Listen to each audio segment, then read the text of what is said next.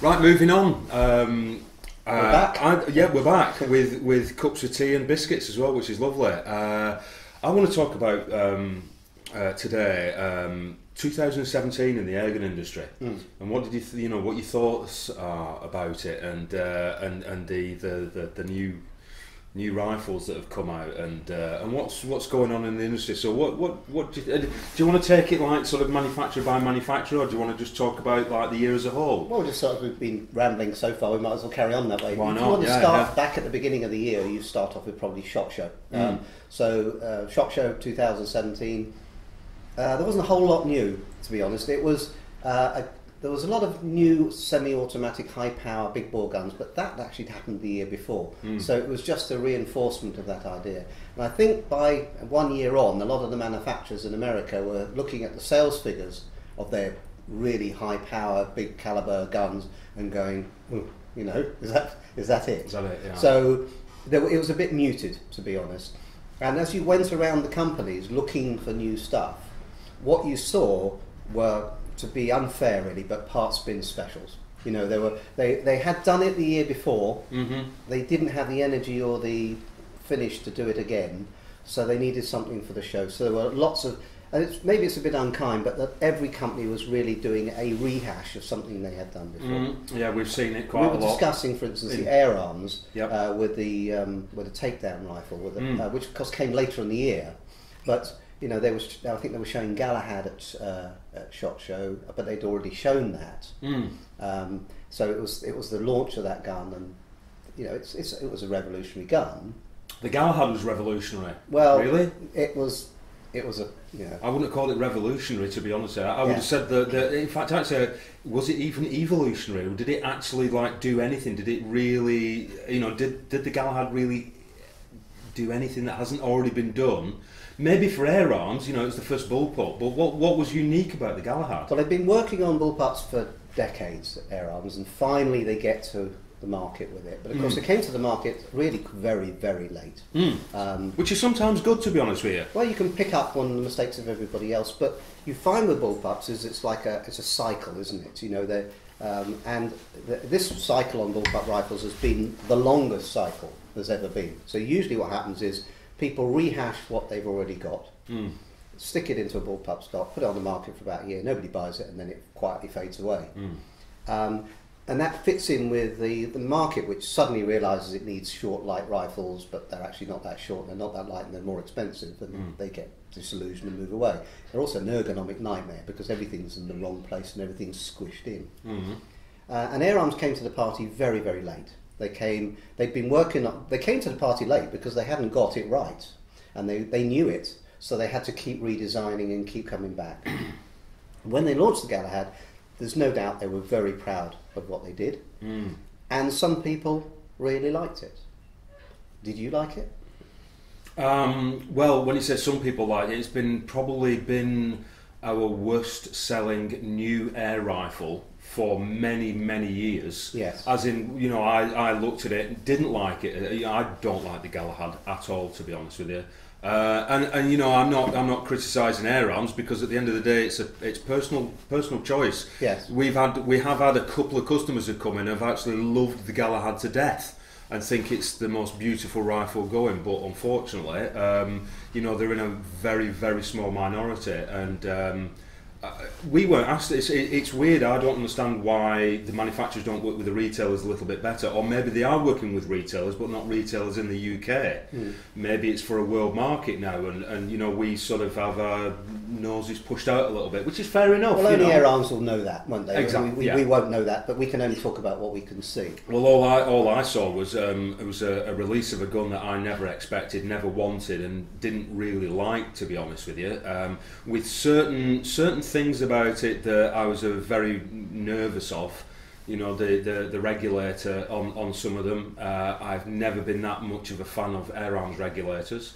I didn't like the cocking method, and I also didn't like the fact that they'd retained the only weak point of the S410, which was the little magazine rotating pole, which is made out of, which is a little brass sort of leaf, and they do tend to I'm not saying that they're totally unreliable, because to be honest with you, you know, I've used air arms and I've got on fine with them. But I think they're one of those things that if you're not 100% fluent with the way that the gun works, you can have problems with it. And they retain that, and I was quite surprised at that. So yeah, it was a weird.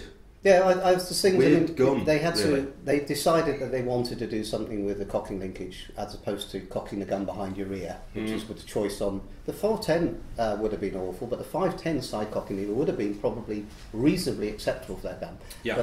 But somebody has told them, or they decided that it had to be a remote linkage.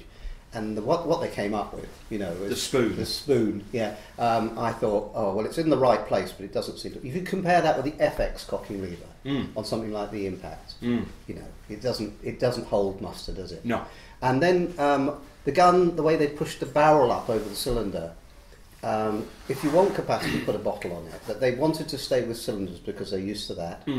And they had this huge clearance, which has got to cause engineering problems with the valving, etc., because you've got a long transfer port, so that they could put this spoon in the way. The gun's very top heavy, all bullpups are top heavy, but that one's particularly top heavy. And then they had the compromise on the stock shape, which is a bit of a funny grip, wasn't it? And you've got. I think the looks when you get one out of a box, the look straight away, it's that huge gap between the barrel and the cylinder. Yeah, never a good thing. You know, and I was sort of thinking, well, why didn't they just make a fatter silencer, or why didn't they make a fatter cylinder and bring that gap? Maybe somebody somewhere was going to put a bottle on it, and they changed their mind, or maybe they, because there's no place for this bottle. The stock is designed around the cylinder, so it doesn't look like they've made a part that you could take out and put a bottle on, which would have made more sense. So it's a bit odd, but you know, as you say, air arms have got a very big following. This is the thing about an air arms product, is that you know, you can't tell them. They're beautifully made. There's no question about that. They're very, very reliable usually, and you know, so they bring something new out, and they will have their following, and people will buy them. But the rest of the market, the new people who they want to attract across to air arms, they've probably left it, and that will fit in with your sales figures, won't they? Sales figures have been pretty poor, to be honest with you. But evidently, air arms have sold a lot of these guns in, for export markets. That's what they quoted. Mate. Well, export, of course, for most UK companies is going to be around 60-70%, because the air guns are coming out of the UK and they're going into export markets. But of course, the UK market is maybe shrinking. Maybe it's, you know, static, but it's probably shrinking. So they probably are looking over the horizon a bit better. And air arms do have good export ties. You know, they've always done very well on that. So. No doubt there'll be people buying them.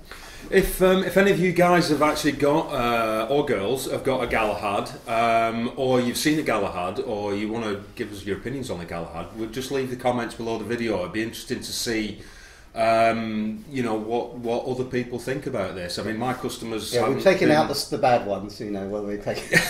We'll leave them all in, no matter what. So yeah, I'm interested to see your thoughts on the Galahad. In fact, actually, your thoughts on the other new air arms rifle, which was the S510 that they announced, what was it, about 3-4 months ago? Yeah, they showed it in Western Park. They put it on, had it on the stand, and to me that was a bit odd, because you know, I don't know exactly on the dates, but I think the TDR came out around 2004, something like that, maybe earlier. And was it that long ago, 2004? Yeah, and then it sort of bounced off the floor, didn't it? I mean, it's a gun that was. The air arms always sell really well in quite a lot of shops, but that one didn't seem to sell that well. It was a bit of an ugly ball. It was a bit of a slow burner, I thought. Yeah. The TDR's always been one of those guns that didn't have a massive initial following. It's like there wasn't great big trumpets and fanfares, and we didn't have a massive rush. But I tell you what, they've consistently and regularly sold throughout the years.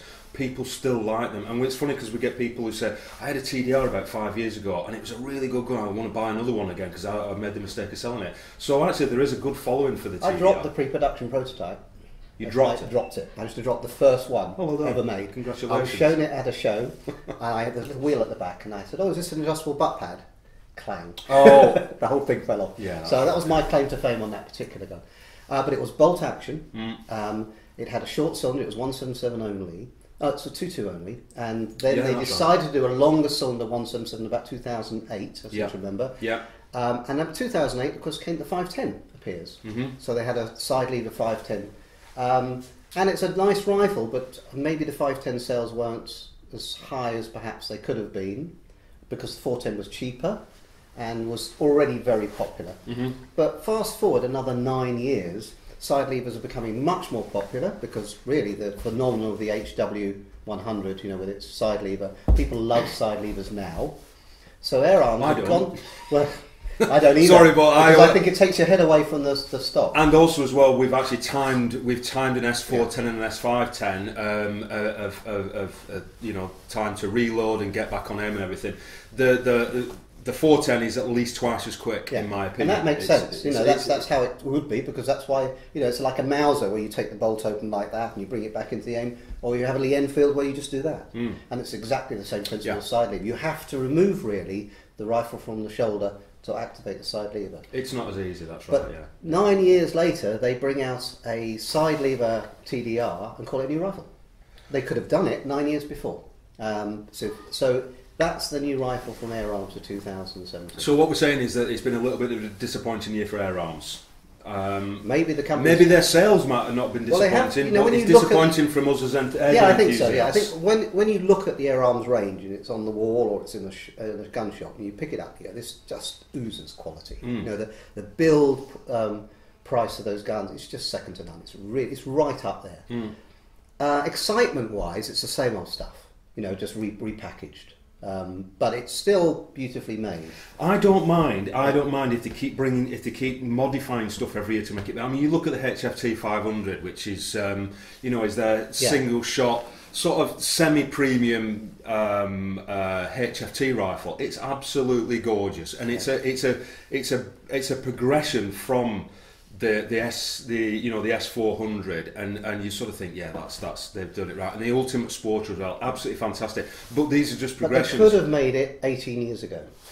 There's nothing in there that isn't better late than never. You know, there's nothing new. It's a beautiful rifle, and no doubt it has a market niche for it. When you pick one up, it's a lovely thing to shoot. What I would like to see from Air Arms, sort of digressing a little bit, is I really like the idea. Anybody who's ever had a TX200 SR. You know, the TX200 on the recoiling sledge system. That actually, for a bit of a shot in the dark, you know, a new model actually it didn't sell, which was really weird. In fact, actually, I remember they said we're discontinuing the SR and we had loads left in stock, and I was thinking, oh my God, I'll never get rid of all these. But actually, I think it's been a slow burner where people have come to appreciate how good the SR was. Well, Air Arms had a prototype brake barrel version, seven pound in weight. I remember it. SR recoiling sledge system, and I was shown this at a show about 10 years ago, and I actually ordered 30 of each calibre there and then and said, this is going to be Air Arms' piece de resistance. It's just absolutely fantastic. To this day, they still haven't made it or even thought about making it, and I'd like to see Air Arms. In fact, actually, again, comments below. What do you think of Air Arms? Do you think they have stagnated? Do you think that we need to see some new rifles? And if you do, you know, what would you like to see from Air Arms? Do you want to see a brake barrel, semi-recoilless Springer, or do you want to see new pre-charged? You know, let us know below. Let us know in the comments. And are recoilless Springers the new frontier? I think so. Yeah, I definitely think so. I think that, I think it's one of the last frontiers. Yeah, I think that we can really, in fact, actually. And again, Theoban SLR 98 with the magazine system, or basically people might know the Gold Star, which was more of a common rifle. Yeah. BSA Gold Star 10-shot magazine. In fact, Gamma have just done it with that horrible thing. The 10-shot Gamma that nobody buys. I think really what you've got, you've got Spring and you've got gas ram. The gas ram is a very fast firing gun, but has a recoil that'll knock your teeth out if you're not quite Can right. do. Yeah. But if you put that on a sledge system or a recoilless system, you could have something which would probably outshoot a PCP. Yeah. Because the compression pressures of the spring gun are way better than any PCP. Right. So if you get a spring gun shooting right, this is why somebody who's got a spring gun, who's a good shot, has a good gun, he can put in groups which are smaller than the champion with a PCP, just about. Yeah. But he's got to be a good shot. And the moment he starts shooting uphill, downhill, because of the recoil and everything, it all starts to fall apart. Yeah. The sledge system for instance, on the Air Arms, on the recoilless Air Arms, has a problem, hasn't it? Because it judders around and it moves loose. Yeah. And it was a bit of a Ken Turner design that Air Arms put into production. It wasn't really productionised. They just took Ken's prototype, well, make that, but it was all hand fitted and everything. And I think that accuracy started to go after a while, and power dropped, and that's probably why. The way that the slide mechanism is adjusted, it's got like little bolts underneath with little nylon washers, and you've got to get the pressure right, and also as well there is talk about it does shoot differently when you shoot it up inclines and down. That's the issue. Whereas the PCP doesn't. But you know what, I think you don't have a bottle. You don't have to worry about any of that. You can buy the gun, you buy the scope, and you are done for life. And the reliability on the spring gun, it's just, do they come back ever? Very, very rare. Yeah. And that's what you want. I think. In fact, actually, there was almost like it was a weird thing in the shop that we actually had a Virac 77 come back faulty. What, from 1978? It was about 2 years ago, and it was in warranty. And you still remember it? We're all looking at each other going, "This can't be. This is an alternative reality." That's a different world. With a PCP, you've got all these O-rings, you've got all these slots. We were looking at across from there. It's got a pressure gauge. There's another place for air to try and get out, and you've got your 140 bar, 3,000 psi. That's a lot of air that wants to come out to atmosphere. So you've got all these O-rings, you've got all these bits and pieces, and it affects the reliability. With the spring gun, every shop, nobody wants to see the guy when he's buying. They don't want to see the walk of shame as he comes back in the shop with a broken gun. And of course, the spring gun does provide that. Yep. So high-end spring guns, that's what we need. High-end spring guns, multi-shot. Right. Nice stock, semi-recoilless or recoilless action. Under £200. Yeah, okay. Let's see all the manufacturers queuing to make at that point, one. Somebody threw a pencil down on the desk and walked out the room, didn't they? Yeah. I always remember talking to somebody down at Theoban, and I said, like, look, you haven't made any SLR 98s for about 3 months. Yeah. We desperately want them. And they were like, well, we're getting round to them, but we're making Rapid 7s. And I'm like, SLR 98s are a better gun, and, the usual sort of enthusiast in me. And he turned around to me and he said, do you know what? He says, like, we can make 3 Rapid 7s for virtually the same price and we can make an SLR 98 in quicker time. The rumour was that Theoban never made a penny out of its spring gun range. I think it was a labour of love. Yeah. But at least they did it. At least they had that option. You could buy these Fenman and all these other guns that they did. They were really nice guns and they had a big following. But it didn't make the company any money. They made their money out of the Rapid, didn't they? They did. And they eventually didn't make money out of anything because it all went belly up. Which was a shame. Missed the days of Theoban, to be honest with you. And it's funny because now... The days of Theoban with Ben. Yeah. When Ben Taylor was there, when he was designing these fantastic guns. Yeah. As soon as he went, it was just make it, change the bottle. Yeah. Same as everybody else. One person makes the company. That's right. Yeah, definitely. Right, well, there we go. That's Air Arms told. So what we'll do is we'll probably have another quick. We'll have a quick break, but we'll be back shortly, and we'll maybe talk. We'll talk about BSA and actually, I'll tell you a couple of other smaller companies like Krall and stuff like that that actually who do seem to be really like it's making a big 2017 may be the year of the smaller companies because going around the IWA show last year in sort of March. There was a lot of people getting in onto the PCPs. They all look pretty much the same, to be fair. But there was a lot of that going on, and Krall was one of them. And you've had a couple of companies start up and split up, and there's another one appearing over here and another one appearing over there. So there's a lot of that going on. Yeah. It adds a dynamic to the company. Right. But nothing really that new. Okay. Yeah. We'll take a quick break. We're back with you shortly. Thank you.